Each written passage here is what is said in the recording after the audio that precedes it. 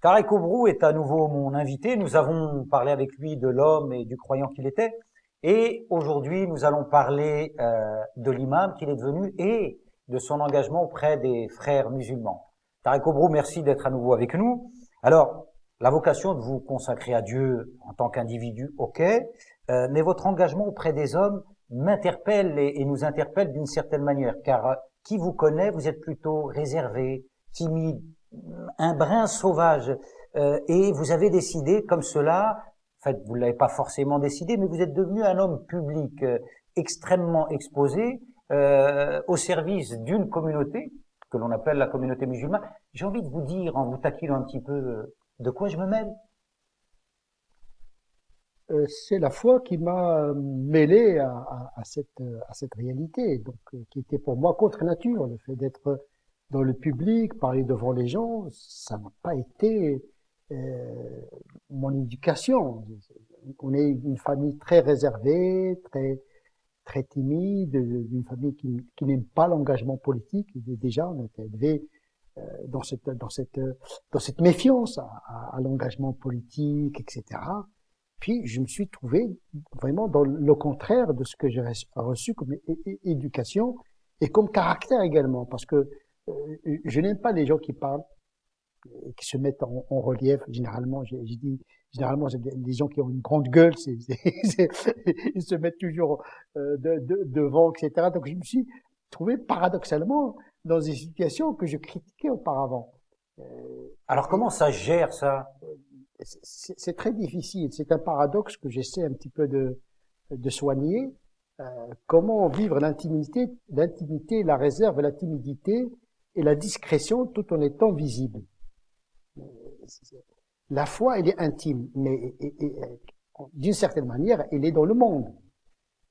C'est une conviction théologico-mystique qui m'a permis, qui m'a donné la légitimité, d'une certaine manière, morale, de me permettre de partager avec humilité, parce qu'il ne s'agit pas de, et je le revendique, je ne suis pas un avocat des musulmans, je ne suis pas le représentant de l'islam, je suis très prudent à cet égard, j'ai des idées, j'essaie de les partager, et d'être au service d'une communauté, et pas seulement, mais également au service de la société et de l'humanité. Donc j'ai élargi mon champ d'engagement. Et donc effectivement, ce qui me permet quand même de vérifier ma sincérité. Est-ce que je le fais pour moi ou bien pour la renommée? Donc il faut se soigner parce que quand on devient un homme public, on est exposé au regard et donc ça altère l'intimité de la foi. Donc ce qui suppose plus de travail sur spirituel, sur soi-même, etc. De garder justement cette discrétion intérieure. Je me suis trouvé dans des associations avec l'Union des organisations islamiques. Je me suis inscrit dans ce mouvement où il y a la discipline. Donc j'ai fait beaucoup de choses par discipline également. On me demande, voilà, puisque vous avez quelques compétences, vous devez les mettre au service de la communauté, etc. Donc il y avait une éthique de responsabilité, même si j'avais une éthique euh, de, de conviction. Donc comment allier l'éthique de la responsabilité, l'éthique de conviction. Donc j'ai sacrifié beaucoup de mes convictions par discipline. Mais à un moment donné, j'étais obligé quand même de faire prévaloir à un moment donné mon éthique de conviction pour sortir justement de cette discipline qui m'obligeait à répéter des choses qui ne me convainquent pas. Alors, on revient à l'époque où justement on a le sentiment qu'il y a une communauté qui ressemble à un troupeau et qui n'a pas de berger. Et je pense notamment à toute cette période que vous avez passée dans un quartier qui s'appelle Ouse-des-Bois à Pau. Euh, on a le sentiment ici que vous êtes plutôt contraint de faire quelque chose parce qu'il manque terriblement à l'époque de cadres religieux susceptibles d'encadrer une communauté, et là plus précisément les enfants de la dite communauté qui est la communauté des Maghrébins, dont les enfants sont un peu livrés à eux-mêmes et sont en manque de cours, ou en tout cas d'enseignement religieux. Oui, mon premier champ d'activité était auprès des enfants et des jeunes au départ. Un travail, je dirais, ingrat, invisible à l'époque. J'ai vu que les jeunes de mon âge engagés dans l'action islamique, comme on dit, s'occuper plus de l'administration, des associations, etc. Et moi, je voyais une génération naître et qui n'est pas le champ d'attention de cet activisme de l'époque islamiste qui est importé du monde oriental. Pourtant, c'est l'avenir de la communauté musulmane. Comment vous expliquez que Mais à l'époque, on était dans une perspective allogène. Personne n'avait prévu vraiment cette installation de l'islam à travers la deuxième génération, troisième génération. Donc c'était vraiment du temporaire à cette époque-là. Mais je disais dans ma tête que je vais retourner au Maroc un jour, mais il faut que ces jeunes-là, ces enfants-là ne soient pas sacrifiés. Donc je me suis très vite orienté vers l'action auprès des jeunes, le rattrapage scolaire, l'enseignement de la langue arabe, la religion, avec les moyens de bord. Il n'était pas encore un théologien critique. C'est là où justement vous êtes aguerri et vous êtes devenu un coiffeur sur la tête des orphelins. Moi aussi, j'ai subi, vous savez, j'ai subi également la même chose. La photo. La photo du salafiste, du premier salafiste de France. En vérité, c'est une erreur de coiffure, parce que la personne qui me coupait les cheveux a fait une erreur, et donc on a dû réparer l'erreur par la boule à zéro. Par la boule à zéro. Mais j'étais pas tout le temps comme ça. C'était une fois que j'ai fait ça. D'ailleurs, c'est le signe des kharijites, le fait de se raser la tête et de laisser la barbe. C'est considéré comme une. Alors qui sont les kharijites? Les kharijites, c'est les dissidents, ceux qui excommunient les musulmans qui ne sont pas d'accord avec eux. Et donc, le musulman, en vérité, ne doit se raser la tête qu'une seule fois à la Mecque pour un acte de désacralisation. Les jeunes aujourd'hui qui se rasent la tête et laissent la barbe sous prétexte qu'ils pratiquent la sunna, en vérité, ils sont contre la sunna. La sunna veut qu'on se rase la tête que pour l'acte de la désacralisation au pèlerinage. Donc, cette photo-là ne correspondait pas justement à ce que j'étais tout le temps. La photo est trompeuse. Mais la barbe, en tout cas, elle, vous n'y avez pas touché à l'époque. Elle est pas trompeuse. Quand on la compare à celle d'aujourd'hui. Oui, mais il n'était pas toujours comme ça. Je l'arrangeais de temps en temps. Il faut se méfier des photos parce qu'elles fixent l'individu à jamais, alors que l'individu, par essence, il change de look. Heureusement, il y en a eu d'autres derrière. Revenons à ces deux vocations, en tout cas à cette vocation et cet engagement. Vocation en tant qu'imam, donc s'occuper des enfants, des jeunes, on l'a bien compris, et en même temps cette allégeance prêtée au mouvement des frères musulmans. Cette discipline, donc cette éthique de la responsabilité. On connaît un petit peu le mouvement des frères musulmans et sa dimension politique.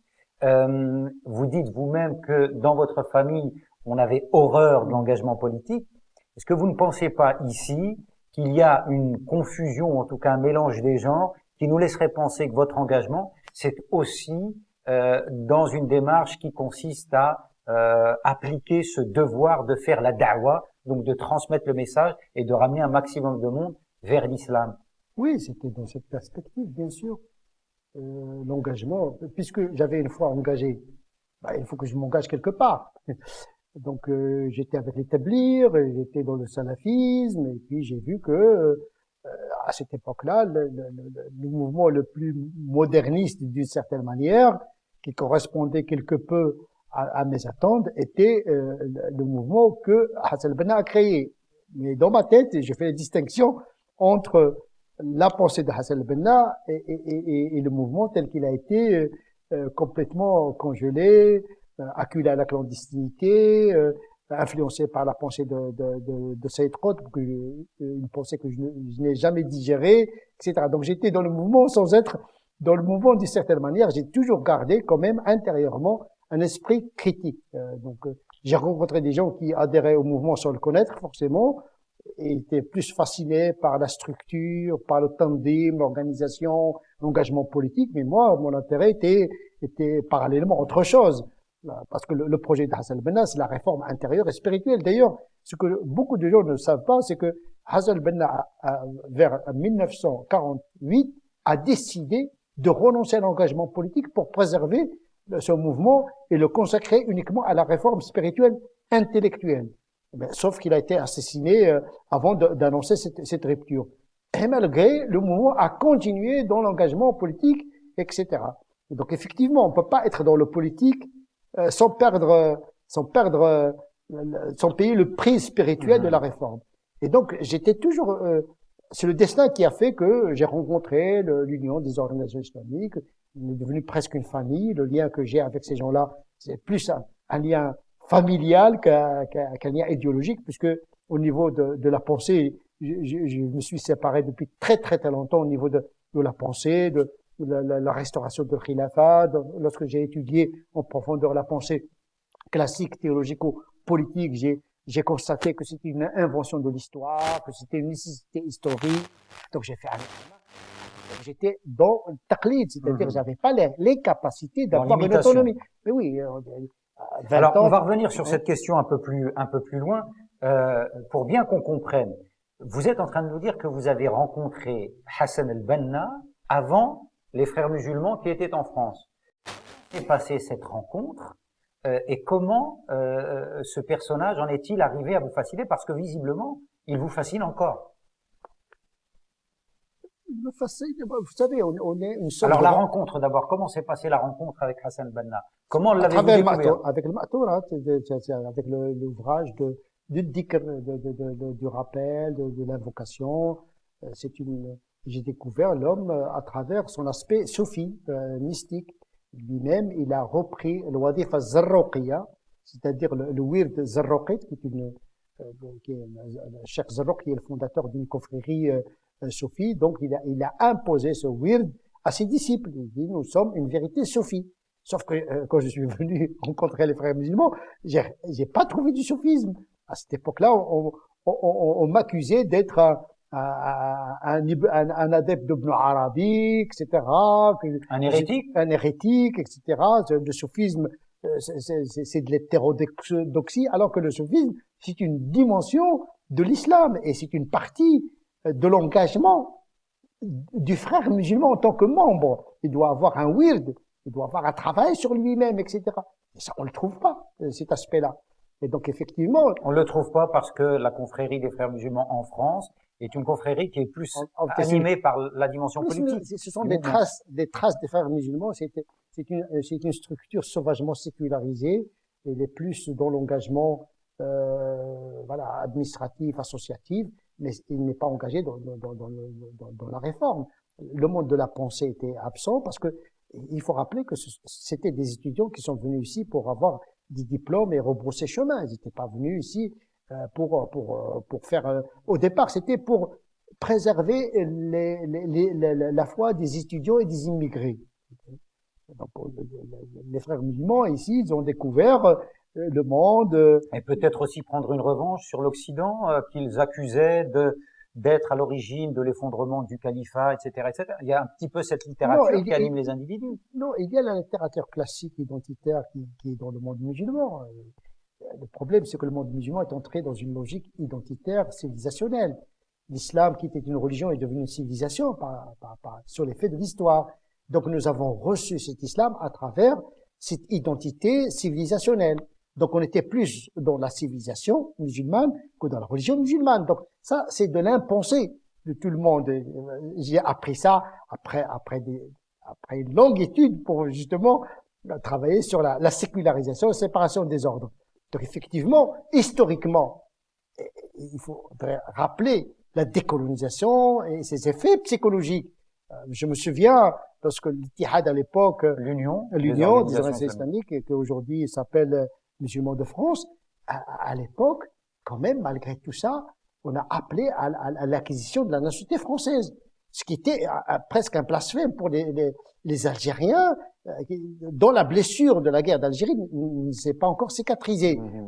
Donc, l'avantage de cette structure, c'est qu'elle était composée de plusieurs nationalités. C'était pas des Marocains, des Tunisiens, etc.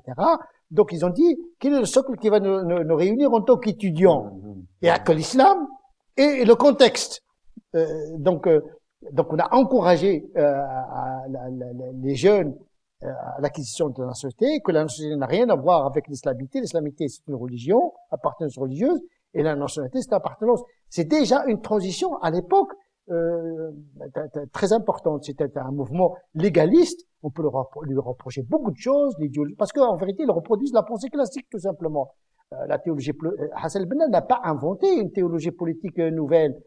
C'est ce qu'on a enseigné à l'Azhar, dans les universités. Donc, sauf que ce mouvement, il a pris le fiqh classique, le droit canonique classique, la théologie classique, il l'a transformé en idéologie d'engagement, tout simplement. Donc, en vérité, ce qu'on critique à l'islamisme, il puise ses sources dans la pensée disponible, en vérité. C'est un mouvement qui est à l'image de l'islam classique. Sauf qu'il le met en branle. Puisque vous dites que l'islam, c'est un tout, parce que tout le monde le reconnaît, même n'importe quel musulman va dire l'islam, il s'intéresse à tout. Donc, en vérité, c'est pas une nouveauté, c'est pas une invention. Sauf que, on n'avait pas les moyens. On n'avait pas les moyens intellectuels du discernement entre la logique d'une civilisation, d'une identité et la logique d'une religion. Alors, on y reviendra, bien entendu, puisque le sujet mérite d'être développé plus avant. Aujourd'hui, imam, vous l'êtes toujours, bien entendu. C'est la dernière question. Vous vous sentez toujours frère musulman? Non. Dans les faits, non. Si on considère que les frères musulmans, ils ont le projet de rétablir le khilafat. Moi, j'ai écrit des ouvrages sur ça. Aujourd'hui, je n'ai plus 20 ans, ni 30 ans, j'ai presque 60 ans. J'ai parcouru des kilomètres de papiers théologiques et dans toutes les disciplines. Aujourd'hui, je ne suis pas un intellectuel organique ou bien un théologien d'une structure. Je suis un théologien qui pense sa religion dans le monde. J'avais besoin d'un moment de mimétisme, de la pensée classique. J'avais besoin de passer dans une structure engagée parce que ça m'a forgé, ça m'a formé. Il y avait des aberrations, il y avait des accidents, mais on se forme avec ça. J'ai capitalisé tout ça et si je suis ce que je suis actuellement, c'est grâce à cette expérience. Donc, Tarek Obrou n'est plus frère musulman, il est un imam qui réfléchit, qui cogite, qui gamberge, et ses réflexions en font jaser plus d'un. Explication à suivre.